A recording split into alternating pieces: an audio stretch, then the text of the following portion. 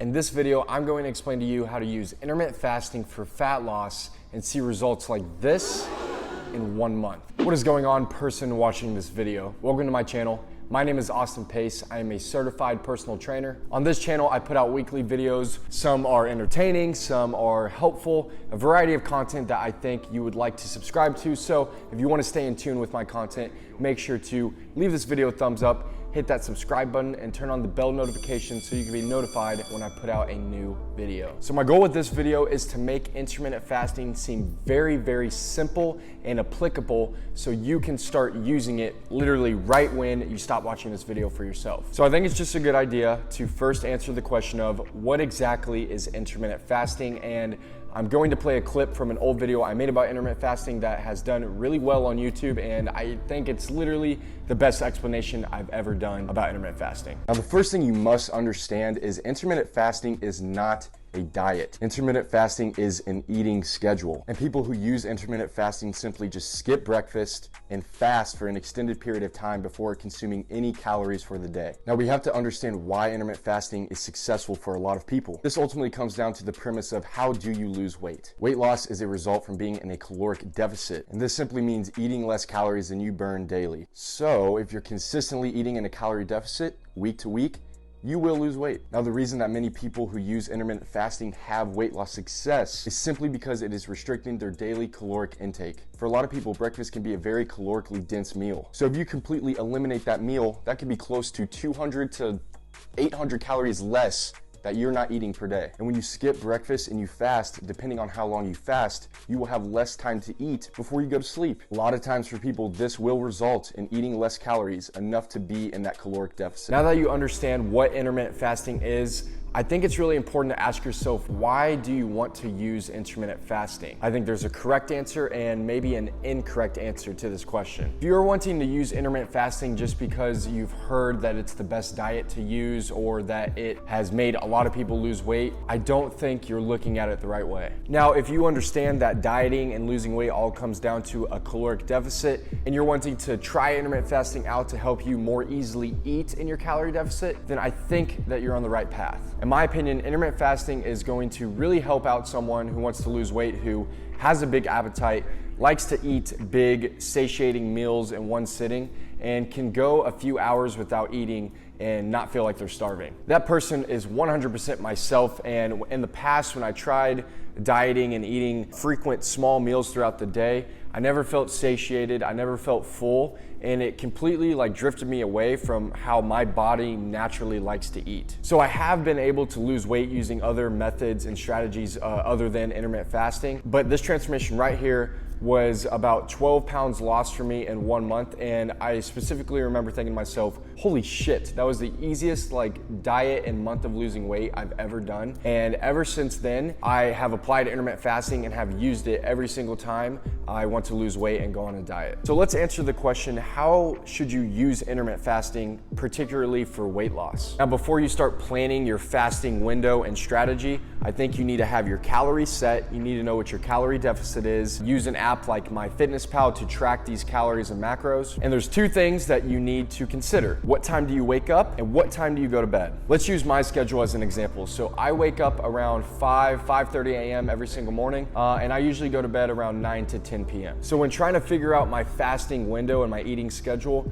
I think the goal should be to implement a schedule that is going to allow you to not go to bed hungry, because I think the hardest thing that people struggle with when they're dieting and trying to lose weight is, especially when they're eating those small frequent meals, they're going to bed feeling hungry, like they never felt full. And that is a bad trap. It's really hard to sustain that type of diet, which is why a lot of people always fall off and they don't ever achieve the results that they're looking for. So for me, I wake up at 5:30 a.m. Naturally, I'm not a big breakfast person, so the first 2-3 hours in the morning, I fast no problem. It's pretty easy for me not to eat. By this time, it's usually 8 or 8:30 in the morning. Now, I probably could eat if I allowed myself to, but I still want to prolong my fast so I can save my calories for later. Now, the best strategy to do when you're trying to prolong your fast is to simply find things that are going to curb your appetite. Funny enough, I think the biggest appetite curvance is just staying busy. If you're not busy, you're bored, you most likely want to eat. What can you do to kind of push back the appetite and that hunger so you can save your calories for a little bit later? My first tip is to drink some type of caffeinated beverage. As long as it's 0 calories, you will still be in that fasted state. So that can be something like black coffee, a 0-calorie energy drink, a diet soda, or just some type of thermogenic fat burner. Now we know that caffeine has been proven to curb your appetite. And I found when I use caffeine on an empty stomach, it does a better job at curbing my appetite. I'm a lot more energetic and I don't find myself thinking about food. My go-to when I'm fasting is usually just a black cup of coffee. I think something about the warm cup of coffee also has something to do with curbing my appetite. It kind of just like satiates my hunger, I guess, maybe because it's warm, not really sure. That's just what I do and it helps me. Now say you drank your coffee or your energy drink and you push back your first meal another 2 hours. Now you're 5 hours in, you haven't eaten anything, maybe you're starting to feel a little bit hungry. This is a strategy that I like to use. Now technically it is going to be breaking your fast, but I'm not so worried about the benefits you get from actually fasting. My goal and your goal as well is probably just to lose that damn weight. And the way we're gonna do that is by consistently eating that calorie deficit. So what I want you to do at this point, 5 hours into your fast, is eat a snack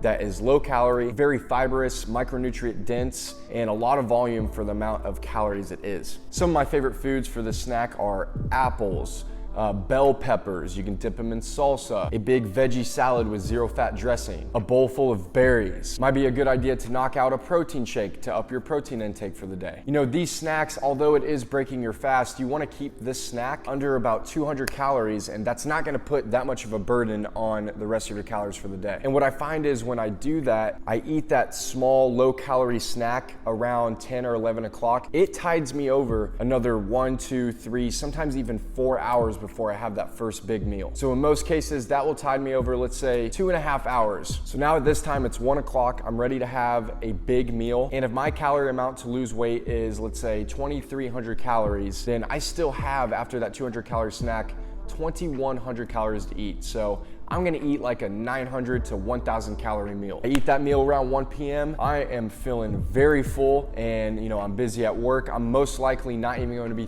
thinking about food to maybe like 5, 6 p.m. So let's say it's about 5:30, 6 p.m., which is typically when I might start getting hungry again. And let's also say that that first meal was about 1,000 calories, which is pretty typical for me when I'm intermittent fasting. I still have 1,100 calories left. I like to eat a big meal before I go to bed, which is why I save the majority of my calories for late at night, so I don't go to bed feeling hungry. So at this point, around 5, 6 p.m., I will have another 100 to 200 calorie snack. Same thing applies. I am a big fan of making the snack high in protein, like let's say beef jerky or a protein bar, just so you can help yourself up that protein intake, support the muscle mass, and really hone in on losing body fat rather than just weight. But that's exactly what I'll do. So let's say I eat a protein bar that's 200 calories. I have 900 calories left. I eat that protein bar at 5:45 p.m. I go home, I'm feeling satiated for a couple more hours. And by this time, usually for me, it's in between 7 to 9 p.m. where I'm feeling hungry, I'm ready for that last meal. So whether I go out and grab that meal from a restaurant or Chipotle, or if I'm making it at home,